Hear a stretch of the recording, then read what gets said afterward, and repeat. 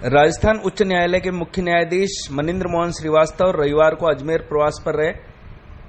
उन्होंने अजमेर जिले में 150 करोड़ की राशि से नवनिर्मित अत्याधुनिक जिला न्यायालय परिसर का उद्घाटन किया। इस अवसर पर उनके साथ न्यायाधीश इंद्रजीत सिंह और न्यायाधीश महेंद्र कुमार गोयल भी उपस्थित रहे। मुख्य न्यायाधीश श्रीवास्तव ने उद्घाटन समारोह को संबोधित करते हुए कहा कि निष्पक्ष, स्वतंत्र और निर्भीक न्यायिक व्यवस्था किसी भी आधुनिक और विकसित समाज के लिए अति आवश्यक है। उन्होंने इस भवन को अजमेर के न्यायिक इतिहास में एक ऐतिहासिक मील का पत्थर बताया और कहा कि यह भवन तकनीकी दृष्टि से उन्नत, पर्यावरण के अनुकूल और मानवतावादी मूल्यों को समर्पित है। उन्होंने बताया कि देश में मुकदमों की संख्या निरंतर बढ़ रही है। इसके अनुपात में न्यायिक अधोसंरचना का विकास उस गति से नहीं हो पाया है। इसके लिए वे प्रदेश में राज्य सरकार से समन्वय स्थापित कर न्यायिक अधोसंरचना के विकास के लिए प्रयासरत है। यह नया भवन भी इसी का द्योतक है। इस भवन से न केवल न्यायाधीशों और अधिवक्ताओं को ही एक ही स्थान पर उपयुक्त सुविधाएं मिलेंगी, साथ ही पक्षकारों के लिए भी यह न्याय प्राप्ति की दिशा में एक बड़ा कदम होगा। उन्होंने राष्ट्रीय कोर्ट प्रबंधन प्रणाली, प्री लिटिगेशन, मेडिएशन और तकनीकी संसाधनों के बेहतर उपयोग पर जोर दिया। मुख्य न्यायाधीश ने यह भी कहा कि न्यायिक व्यवस्था समाज का एक महत्वपूर्ण अंग है और इसका सशक्त, पारदर्शी तथा जवाबदेह होना अति आवश्यक है। उन्होंने बताया कि अजमेर में लगभग 1 लाख से अधिक लंबित प्रकरण हैं। इनमें अधिकांश आपराधिक प्रवृत्ति के प्रकरण हैं जिनके निस्तारण के लिए तकनीकी उपकरणों का उपयोग आवश्यक है। उन्होंने बताया कि वह स्वयं सम्मन एवं वारंट प्रणाली की निगरानी कर रहे हैं। इससे न्याय प्रक्रिया की गति में तेजी आई है। उन्होंने यह भी कहा कि बार और बेंच एक दूसरे के पूरक है। इस संबंध में सभी अधिवक्ताओं से पुराने मामलों के शीघ्र निस्तारण में सहयोग देने का अनुरोध भी उन्होंने किया। उन्होंने बताया कि राष्ट्रीय स्तर पर मध्यस्थता अधिनियम लागू किया गया है। इसके अंतर्गत प्री लिटिगेशन सेंटरों की स्थापना की जा रही है। इससे मुकदमों की संख्या को नियंत्रित करने में मदद मिलेगी। अधिवक्ताओं को मध्यस्थ के रूप में तैयार किया जाएगा और सभी स्तरों पर मध्यस्थता केंद्र स्थापित किए जाएंगे।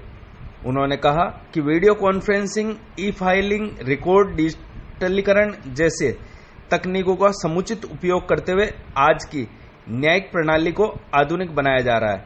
उन्होंने समाज के वंचित, पिछड़े वर्गों, पीड़ित बालिका एवं बालकों को प्राथमिकता से न्याय उपलब्ध करवाने की बात भी कही। न्यायाधीश महेंद्र गोयल ने कहा, अजमेर न्याय के क्षेत्र के लगभग 30 लाख लोगों को इससे लाभ मिलेगा।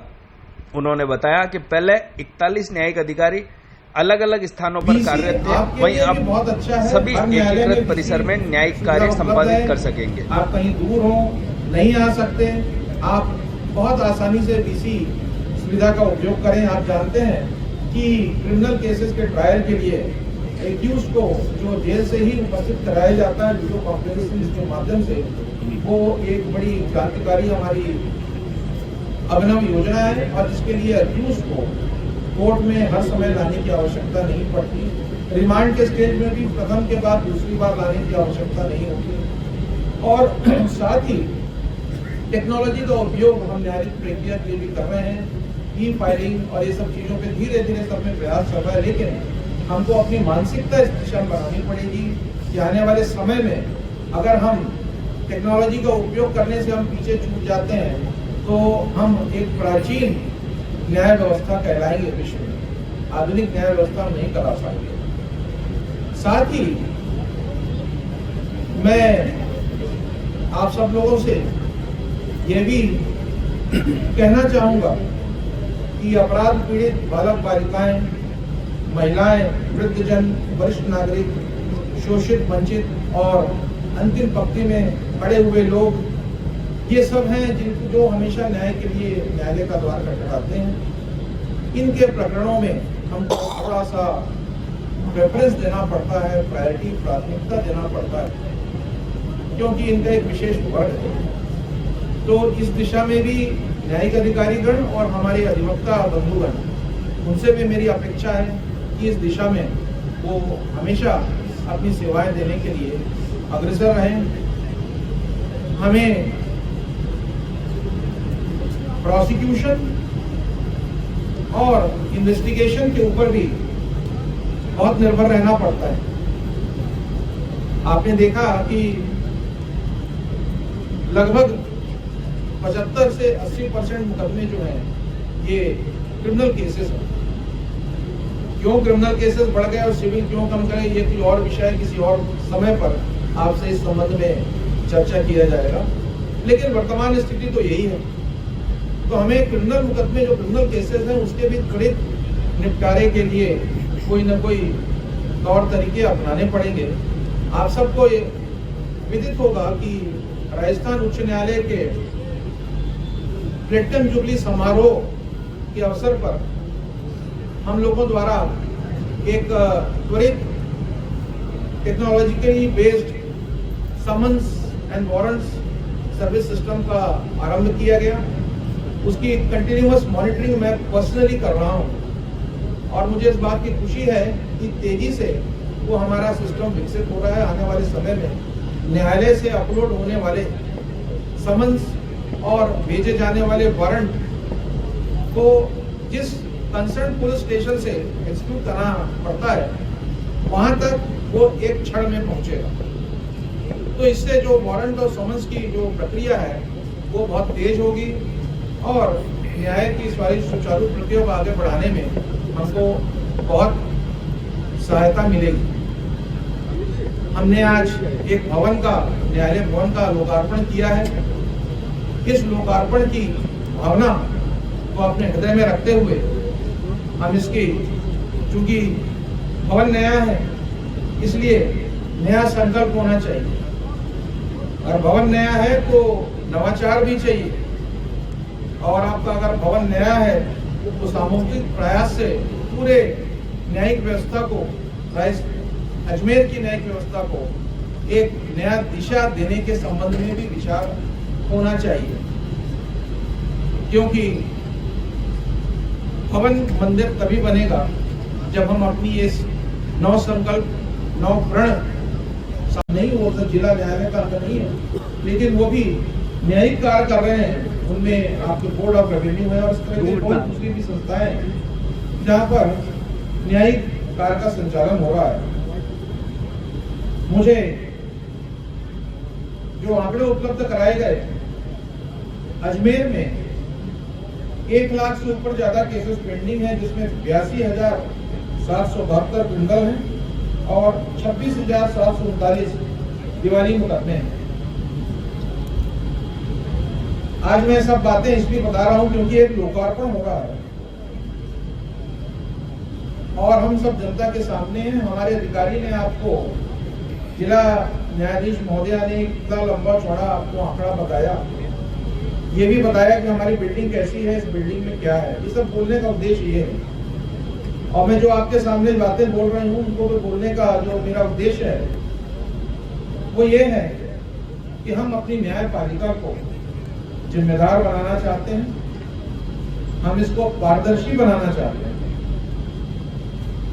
और इसके लिए हम आप सबके सामने हमने जो अभी तक किया है, जो करने जा रहे हैं, हमारी योजनाएं क्या है, इसका कैसे लाभ होगा, कैसे मुकदमों का तेजी से निस्तारण होगा, कैसे गुणवत्ता निश्चित की जाएगी, कैसे निष्पक्षता निश्चित की जाएगी, इन सब चीजों को लेकर हम आपके सामने बड़े पारदर्शी तरीके से अपनी कार्रवाई के बारे में आपके सामने सब बातें रखते हैं।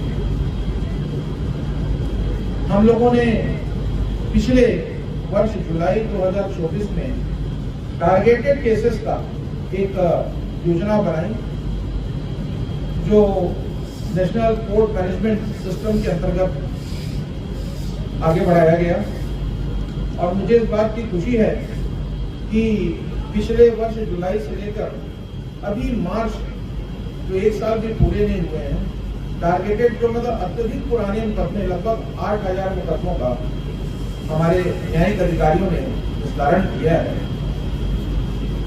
इसमें हमारे बार के जो सदस्य हैं, हमारे अधिवक्तागण हैं, उनका भी उतना ही सहयोग है। हम समय समय पर बार और बेंच न्याय रथ के दो पहिए हैं, ये बात करते हैं। अपने आप को संवेदनशील बनाना है। मैं इस मंच के माध्यम से अपने सारे न्यायिक अधिकारियों को और सभी अधिवक्ता बंधुओं से मैं ये आह्वान करूंगा कि आप अपनी पूर्ण शक्ति और निष्ठा से और यह मानते हुए कि आप सबको यह कार्य, न्यायिक कार्य से जो जुड़ा हुआ है, मैं समझता हूँ उसको कुछ न कुछ ये ईश्वरीय आदेश से ही आप हम इससे जुड़े हैं। हर व्यक्ति न्याय व्यवस्था से जुड़ा नहीं रहता। जिन्हें ये व्यवस्था में आने का, इस पूरी न्यायिक व्यवस्था से जुड़ने का अवसर मिला है, मैं समझता हूँ कि ईश्वर ने हमें सौभाग्य दिया है कि हम लोगों को न्याय प्रदान करने में अपनी भूमिका निभाएं। तो इस नाम से बार और बेंच का सामंजस्य बहुत जरूरी है। पुराने केसेस के लिए मैं सारे अधिवक्ता बंधुओं से निवेदन करूंगा कि वो अपना पूरा सहयोग दें।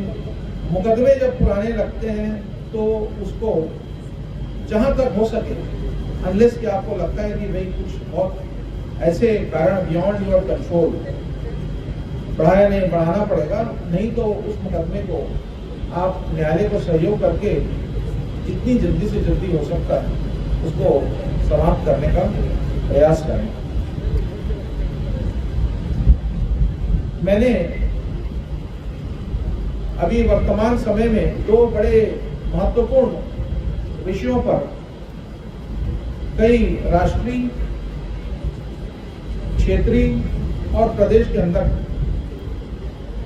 कार्यशालाओं का, सेमिनार, कॉन्फ्रेंसेस का में मैंने भाग लिया और दो बड़े महत्वपूर्ण चीजें हैं जो मैं पूरी व्यवस्था को, जिसमें हमारे न्यायिक अधिकारीगण, अधिवक्तागण और प्रशासन भी सम्मिलित है, मैं बताना चाहूंगा कि टेक्नोलॉजी का यूज और ऑल्टरनेटिव डिस्प्यूट रिजोल्यूशन मैकेनिज्म का अधिकतम उपयोग आज हमारे लिए निहायत ही आवश्यक हो गया है, क्योंकि हमारे न्यायालय में आज जो एक न्यायाधीश है और अधिवक्ता हैं, वो समस्त प्रयास कर लें तो भी आप पाएंगे कि अगर आप सारे प्रकरणों का एक निश्चित समय में निपटारा करने की कोई योजना बनाएं कि सारे प्रकरण हमारे पास जो हैं 3 वर्ष से ज्यादा लंबित न रहें, 1 वर्ष या 2 वर्ष से ज्यादा लंबित न रहें, तो इन प्रकरणों का अगर आप एक कोई योजना बनाएंगे तो आपको लगेगा कि इसके लिए हमको वर्तमान से कम 5 या 10 गुना न्यायाधीश चाहिए, जो आज हमारे हाथ में है नहीं। तो हमें कोई ऐसा वायबल सॉल्यूशन, कोई ऐसी प्लानिंग करें। इस प्लानिंग में दो चीजें बहुत महत्वपूर्ण हैं, एक यूज ऑफ टेक्नोलॉजी और दूसरा ऑल्टरनेटिव डिस्प्यूट रिजोल्यूशन मैकेनिज्म। इन दोनों के विशेष प्रयास से जो अत्यधिक संख्या में जो न्यायालय में मुकदमे हैं या आ रहे हैं, उनको नियंत्रित करने में हम एक सफल योजनाबद्ध तरीके से आगे बढ़ सकते हैं। कैसे मुकदमों को न्यायालय में आने से रोका जाए, क्यों मुकदमे न्यायालय में इतने ज्यादा दाखिल हो रहे हैं, ये तो एक अलग विषय है जिसमें मैं आज की तारीख में नहीं जाना चाहूंगा। लेकिन क्या ऐसी कोई व्यवस्था है जिसके अंतर्गत हम न्यायालय में मुकदमों के जो भरमार आ रही है, जो फाइल हो रही है, उसको क्या हम नियंत्रित कर सकते हैं? मेरे हिसाब से इसके लिए एक योजना हम लोगों ने बहुत राष्ट्रीय स्तर पर तैयार हो चुकी है और उसको लेके आपको सबको मालूम होगा कि मीडिएशन एक्ट पार्लियामेंट द्वारा लाया गया है। और धारणा यह है कि न्यायालय में प्रकरण आने के बाद जो मीडिएशन मध्यस्थता होती है, उसके अलावा प्री लिटिगेशन मीडिएशन की भी एक प्रभावी योजना और उसको संस्थागत तरीके से पूरे देश में स्थापित करने का प्रयास है। ऐसे बहुत सारे प्रकरण होते हैं जिसमें शायद पक्षकारों को मुकदमे फाइल करने के पहले कोई मध्यस्थता केंद्र मिल जाए प्री लिटिगेशन मीडिएशन सेंटर, जहां पर अनुभवी और दक्ष मीडिएटर हों, तो शायद ऐसे बहुत सारे केसेस कोर्ट में एंट्री ही न कर पाए। तो ये प्री लिटिगेशन मीडिएशन मैकेनिज्म बहुत महत्वपूर्ण है, इस पे हम लोग सब काम कर रहे हैं और मेरा प्रयास है कि राजस्थान में बहुत जल्दी एक बहुत ही सुस्थापित तरीके से प्री लिटिगेशन मीडिएशन मैकेनिज्म को प्रभावी ढंग से यहाँ पर स्थापित किया जाए और उसको संचालित किया जाए। लेकिन इसके लिए हमें बाहर से, अधिवक्ता समुदाय से दक्ष, प्रवीण और डेडिकेटेड मीडिएटर्स चाहिए होंगे। मैं जब एग्जीक्यूटिव चेयरमैन था राजस्थान लीगल सर्विसेज अथॉरिटी का, तो एक हमने प्रयास शुरू कराया था कि सारे अधिवक्ताओं को हर जगह को बुलाकर सभी को 40 आवर्स की मीडिएशन ट्रेनिंग दिया जाए और अधिक से अधिक अधिवक्ताओं को मीडिएटर के रूप में भी उनको तैयार किया जाए। क्योंकि आने वाले समय में अगर हम छोटी सी जगह पे, आपके आउटलाइन कोर्ट्स है, अगर हम वहाँ पर एक मीडिएशन सेंटर बनाते हैं तो उस मीडिएशन सेंटर पे हमें अधिवक्ताओं की सेवाओं की सबसे ज़्यादा जरूरत होगी। और इस तरीके से हर स्तर पर करते हुए राज्य स्तर तक हम मीडिएशन सेंटर्स बनाकर ये सुनिश्चित करने की कोशिश करेंगे कि न्यायालय में मुकदमे आने के पहले उनको रोका जा सके, पक्षकारों को वहीं पर सुलह किया जा सके। इसके साथ आपने देखा होगा कि हम लोगों ने लोक अदालत के माध्यम से पिछले 3 वर्षों में बहुत ही उल्लेखनीय परिणाम हासिल किया है और इसके लिए अगर कोई अच्छा परिणाम लोक अदालत में आता है तो मैं समझता हूँ कि ये न्यायाधीश और अधिवक्ताओं के सम्मिलित प्रयास का ही परिणाम है। कोई भी प्रयास न्यायालय व्यवस्था का जब तक हमारे बार पूरा सहयोग न करे, हमें अपेक्षित सफलता किसी भी हालत में नहीं मिल सकती। साथ ही आप जानते हैं टेक्नोलॉजी का उपयोग बड़ा आवश्यक हो गया है प्रकरणों को तेजी से निपटाने के लिए। आज हमारे न्यायालय में लगातार टेक्नोलॉजी का उपयोग चल रहा है। बहुत सारे एडवोकेट, कुछ ऐसे सीनियर एडवोकेट्स हैं, मैं जब कोविड में कोर्ट होल्ड कर रहा था तो ऐसे बहुत सारे एडवोकेट जो न्यायालय नहीं आ रहे थे, विशेष रूप से वरिष्ठ सीनियर एडवोकेट जो थे नहीं आ पा रहे थे, वो बीसी के माध्यम से कर रहे थे।